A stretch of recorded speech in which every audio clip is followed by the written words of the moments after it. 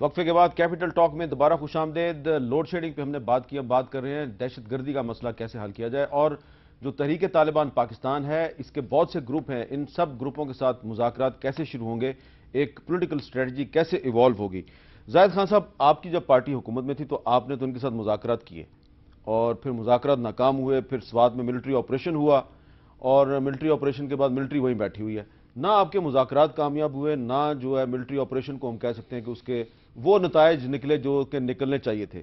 دونوں ناکامیاں ہیں یا ایک کامیابی ہے ایک ناکامی ہے؟ دیکھیے میر صاحب، میں اس لیے اس کو ناکامی نہیں سمجھتا ہوں کہ یا تو وہ سوات تھا کہ جس پہ آپ کا پاکستان کا جھنڈا لہرایا کوئی نہیں لہرا سکتا تھا، نہ ادھر کہیں اسکول ہوتا تھا، سارے اسکول کو اڑا دیے گئے تھے۔ آج تو آپ آرام سے تو جا سکتے ہو، وہاں دیکھ تو سکتے ہو، اسکول میں بھی جھنڈا ہے، پاکستان کی ترانہ بھی بچے پڑھتے ہیں۔ پھر حل کیا ہے؟ دیکھیے پھر حل آپریشن ہے یا مذاکرات؟ دیکھیے حل ہم نے تو خود کہا تھا کہ ابھی جس طریقے سے ہم نے کہا اس میں ابھی 36 گروپ تھے، ابھی 40 سے بھی اباؤ کر گئے۔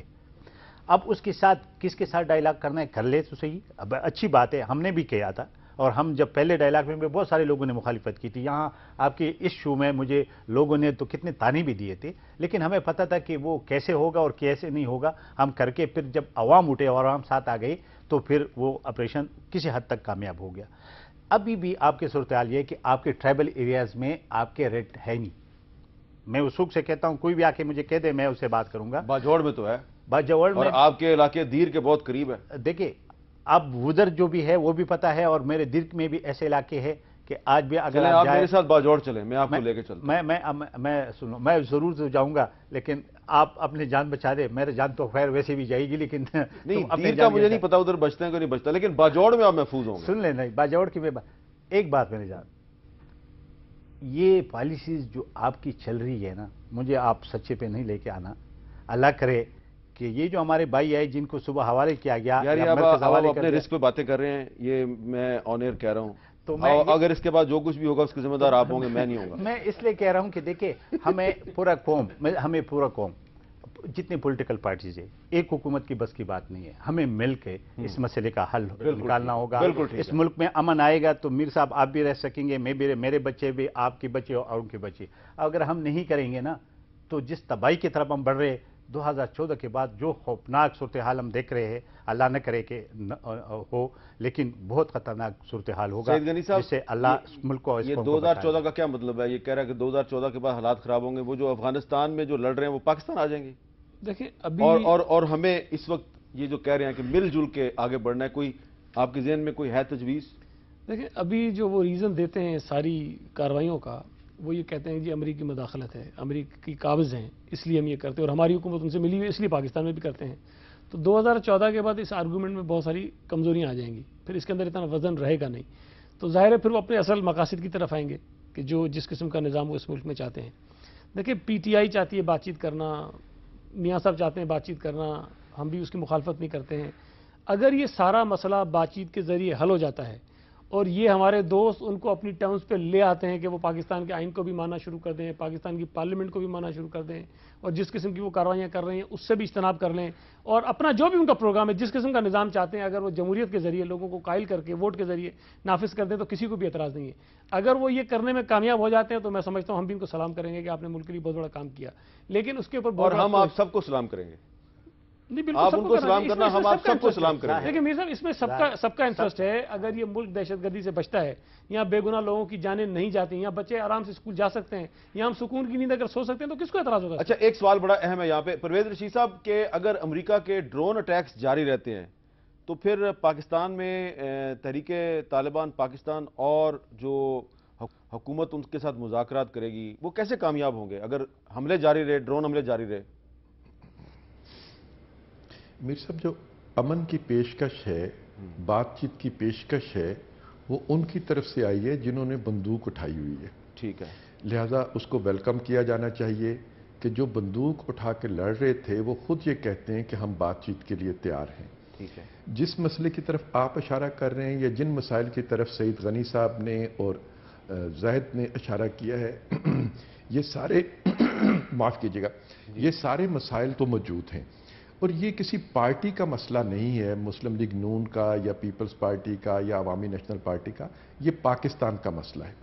पाकिस्तान के मसले पे हम सबको इकट्ठे बैठ के सिर जोड़ के एक मुत्तफ़िका लाहे अमल पहले हम आपस में तय कर लें और उसके बाद उस मुत्तफ़िका लाहे अमल के तहत ही बातचीत का आगाज़ ज़रूर होना चाहिए, बातचीत करनी चाहिए और बातचीत के ज़रिए जितने भी मसले को हल, देखिए बातचीत तो सभी कर रहे हैं, अमेरिकन खुद भी किसी न किसी सतह पर उनसे बातचीत कर रहे हैं और दुनिया में तमाम जगहों पर जब जंगें होती हैं तो किसी न किसी शक्ल में जंग का इख्तिताम फिर बातचीत के ज़रिए और बातचीत के ज़रिए ही मसाइल को हल किया जाता है। तो ये अच्छी बात है अगर बातचीत का अमल जारी हो जाता है। अवामी नेशनल पार्टी ने इंतखाबात से पहले जो कॉन्फ्रेंस की थी हमने उसमें भी शिरकत की और इनके जो अरादे थे, जो इनकी करारदादें थीं, उसकी हमायत की। जमीयत उलमा इस्लाम ने एक कॉन्फ्रेंस जिरगा जो किया उसमें भी हम शामिल हुए।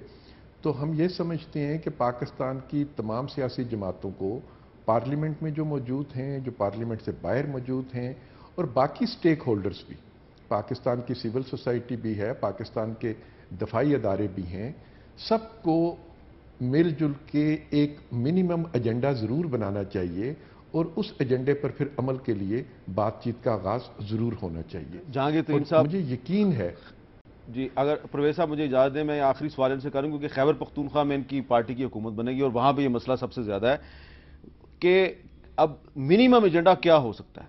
मिनिमम एजेंडा तो हम ये तो मैं एग्री करता हूँ कि जैसे जाहिद साहब ने कहा, हम जब तमाम लोगों पे जिम्मेवारी है, तमाम पार्टियों पे कि मिल बैठ के इस मुल्क को ठीक करने की खातिर सब ये इसको हम हल करें।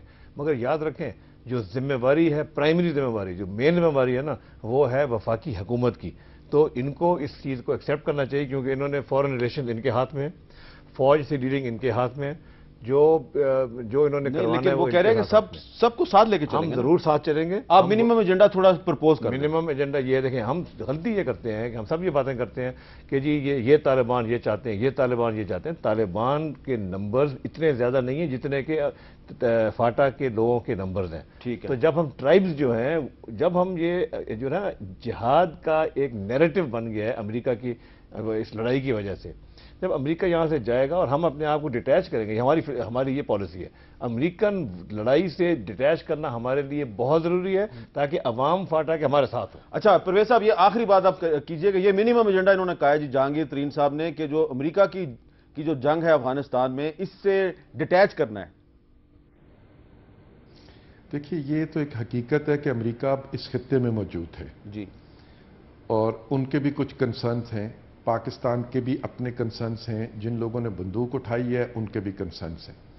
अब हम सब फरीकों को बैठकर पहले पाकिस्तान और तालिबान के दरमियान एक अंडरस्टैंडिंग पैदा हो और फिर जब पाकिस्तान एक आवाज़ में बात करेगा तो उसमें वजन पैदा होगा। ठीक है। जैसे कि जहांगीर तरीन साहब ने कहा कि ये वफाकी हुकूमत की जिम्मेदारी है। ठीक है। ये बात दुरुस्त है कि ये वफाकी हुकूमत की जिम्मेदारी है, लेकिन वफाकी हुकूमत की आवाज़ में जब पूरे पाकिस्तान की आवाज़ शामिल होगी, तमाम सियासी जमातों की, तमाम स्टेक होल्डर्स की, तो वो एक ताकतवर और तवाना आवाज़ होगी। बहुत शुक्रिया परवेज साहब, बहुत बहुत शुक्रिया, आपने बिल्कुल सही बात की है। एक सेकंड में मेरे दुआ हैं दोनों के साथ और पीटीआई के साथ खासकर, क्योंकि जमात इस्लामी जिसने शरीयत के नाम से वोट लिया है और इन लोगों ने मॉडर्न पाकिस्तान के, और दोनों इकट्ठे बैठे अल्लाह करे कि ये मसले सही तरीके से हल। बहुत बहुत शुक्रिया आप तीनों का। परवेज रशीद साहब बहुत बहुत शुक्रिया।